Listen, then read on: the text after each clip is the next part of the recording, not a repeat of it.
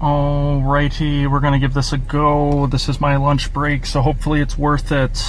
MBTI number 2. This is where it gets good because the whole idea, the whole reason you get into this is to find your perfect match.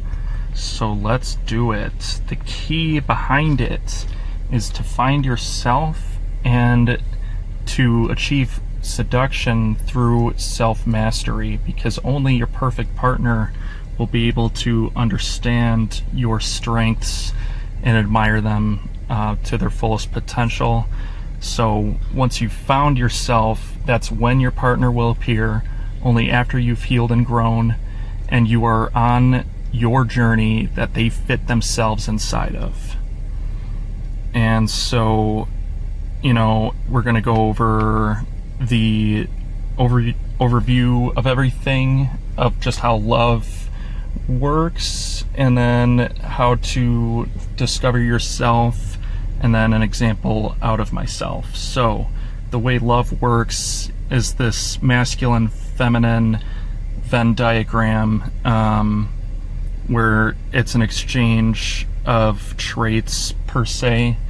The masculine is esteem and nobility, and through that great esteem they're trying to attract a humble woman, so those are linked. And then a very noble, courageous, or decorated man is set to find a very beautiful woman, and that's what she wants in exchange for her beauty, is a great noble man, somebody to look up to.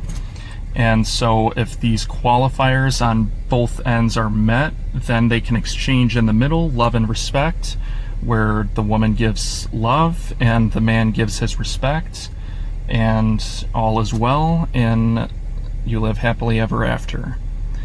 To discover yourself, essentially you have to discover the 4 sides of your mind, and this is where the terms ego, subconscious, shadow or unconscious, and then superego come into play.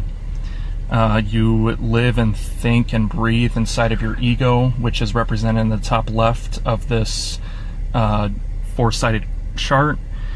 And across from your ego is your superego, your doppelganger. This is a personification of everything that isn't you, but you deem to be important. And, this is the bully inside of your mind. And then his 2 henchmen are your subconscious and your shadow. Your shadow is, again, everything that you're not, and it's your constant worry. So this is referred to as like your nemesis or your shadow. Doing your inner work is your shadow. And then the subconscious is your inferior function or your insecurities. And in order to find happiness, you have to develop this function. You achieve the other, without substance abuse, you achieve the other sides of your mind through practice, essentially, and through gateway functions. So if I were to put the ENTJ on that little board thing and replace it with the functions instead, this is how I would put it, kind of like a double helix, kind of like the DNA of personality. And when you are looking at this, you want to attach the axis together. Thinking and feeling are on an axis, and then intuition and sensing are on an axis. And then they're also paired with an opposite charge, that charge being introverted or extroverted.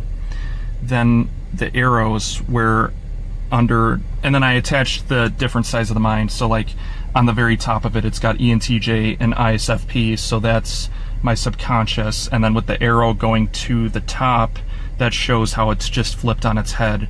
Your last function becomes your first function all the way down.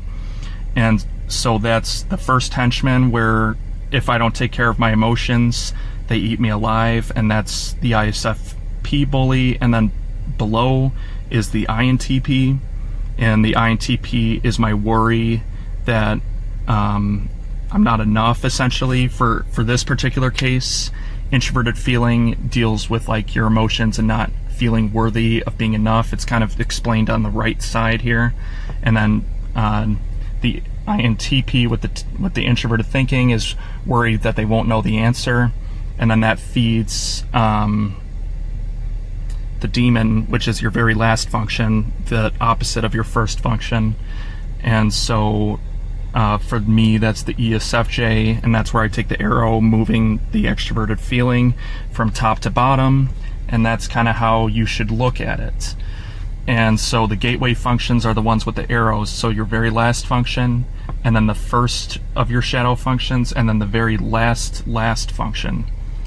And so you can turn the insecurity into aspiration, you can turn the worry into clarity, but also an ally. You turn them into an ally rather than a nemesis. And then your demon you can turn into the angel function and help society ultimately, because you're fully integrated. And then to go into how love plays a factor into all of this, essentially in the bottom left I have the suggested types that, you know, the internet would say, oh, you should date these types because you would be so compatible. But really there's only one true answer, which is your shadow.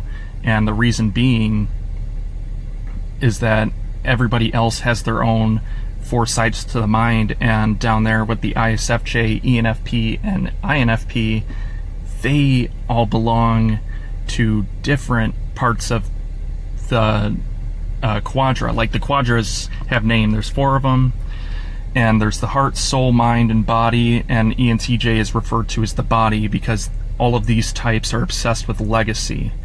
The types of ENTJ, ISFP, INTP, and ESFJ. And so just note that there are 4 different groups of them. And so the ISFJ belongs to the heart, the ENFP the soul, the INFP to the mind. And so whereas the body for ENTJ is about legacy, which is why I'm making this YouTube video, the ISFJ is about passion and the heart, and then the soul is about discovering people. Essentially, the ENFP is constantly saying like, oh, who are you? And, you know, that's what makes them extroverted and everything else.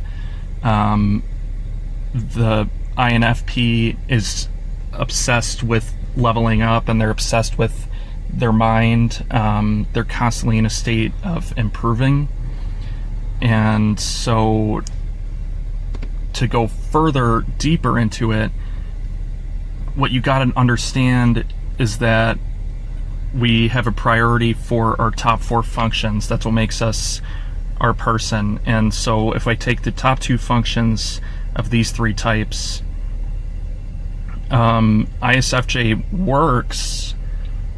However, it doesn't work because I'm not the ESFP. I'm not the cool guy. I'm the nerdy leader archetype. So it just doesn't work. Like, my last function is her co-pilot, so she cares really a lot about how she's being perceived in the tribe, and I could care less because that doesn't have any weight on me. And that's because I'm an introverted feeler. I use rationale and morals and my own standards, similar to the soul and the mind people, the ENFP and the INFP.